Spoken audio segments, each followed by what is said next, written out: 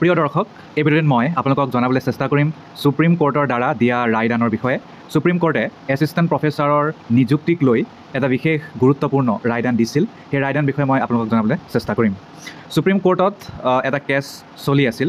সেই কেছত যিসকল পেটিশ্যনাৰ আছিল তেওঁলোকে এইটো কেছ দিছিল যে যি ধৰণে চিলেকশ্যন প্ৰক্ৰিয়া হৈছিল এছিষ্টেণ্ট প্ৰফেচাৰৰ, সেয়া একেবাৰে গ্ৰহণযোগ্য নহয় বুলি তেওঁলোকে পেটিশ্যন ধৰিছিল।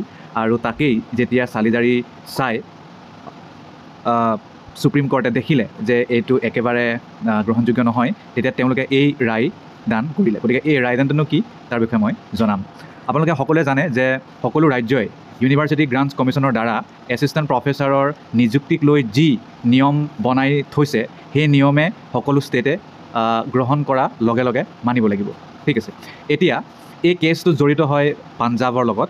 পাঞ্জাৱত 1091টা এছিষ্টেণ্ট প্ৰফেচাৰ আৰু 67টা লাইব্ৰেৰিয়ানৰ নিযুক্তি দিছিলে পাঞ্জাৱ চৰকাৰৰ দ্বাৰা অক্টোবৰ 2021 চনত। আৰু তেতিয়াই কিছু ব্যক্তিয়ে যি মানে ইয়াত হয়তো কেণ্ডিডেট আছিল, তেওঁলোকে ইয়াত কিবা ভাল বা মানে ইনইকুৱেলিটি দেখা পালে।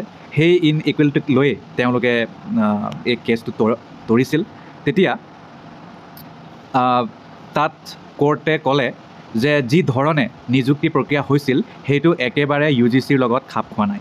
UGCয়ে যি ধৰণে কথাবোৰ মানে কৈছে বা কৈছিল যে এই ধৰণে এছিষ্টেণ্ট প্ৰফেচাৰৰ নিযুক্তি কৰিলেহে ভেলিড হ'ব বা মানে লফুল হ'ব, সেইমতে হোৱা নাই। গতিকে চৰকাৰৰ কি ভুল হ'ল? চৰকাৰৰ ভুল ইয়াত হ'ল, মানে এইটো হ'ল যে চৰকাৰে MCQ মাত্ৰ MCQ টাইপ পৰীক্ষা পাতিয়েই এছিষ্টেণ্ট প্ৰফেচাৰৰ নিযুক্তি দি দিলে। আৰু চৰকাৰৰ আৰ্গুমেণ্ট আছিল যে চৰকাৰে কিছুমান কথা নিজৰ মতে, ষ্টেটে নিজৰ মতে অট'নমি ল'ব পাৰে। কিন্তু UGCয়ে কৈছে যে যেতিয়া যিকোনো ষ্টেটে UGCৰ নিয়মসমূহ এডপ্ট কৰিব, সেই নিয়মসমূহ তেওঁলোকে ফুল্লি মানি চলিবই লাগিব, বেলেগ ৰাস্তা নাই। মানে কোৰ্টৰ মতে UGCৰ যি minimum qualification for appointment of teachers and other academic staff in universities and colleges and measures for the maintenance of standards in higher education আছে, সেই ৰুলটো যেনেকৈ পেৰামিটাৰ তাত প্ৰেছক্ৰাইব কৰা আছে সেইমতে কৰিবই লাগিব। অকল MCQ টাইপ পৰীক্ষা পাতি যদি চিলেকশ্যন দিয়ে, সেইটো কেতিয়াও গ্ৰহণযোগ্য নহ'ব বুলি কৈছে এছিষ্টেণ্ট প্ৰফেচাৰৰ, একৰ্ডিং টু সুপ্ৰিম কোৰ্ট। ঠিক আছে, আৰু এই একেটা কেছ হাই কোৰ্টতো কৈছিল। তাৰ হাই কোৰ্টৰ পিছতো তেওঁলোকে সন্তুষ্ট নহ'ল আৰু এতিয়া সুপ্ৰিম কোৰ্টৰ দ্বাৰা এই শুনানি দিয়া হ'ল। আৰু ইয়াত এটা কথা কৈছে যে UGCৰ যি নিয়ম, সেই নিয়ম মতে তাত একাডেমিক মেৰিটটো চাব, ইণ্টাৰভিউ চাব, এই সকলোখিনি মানে ছেম টু ছেম কিন্তু মানি চলিব লাগিব। যদি মানি নচলে তেতিয়াহ'লে কিন্তু চাকৰি পোৱাৰ পিছতো কিন্তু চাকৰি যাব।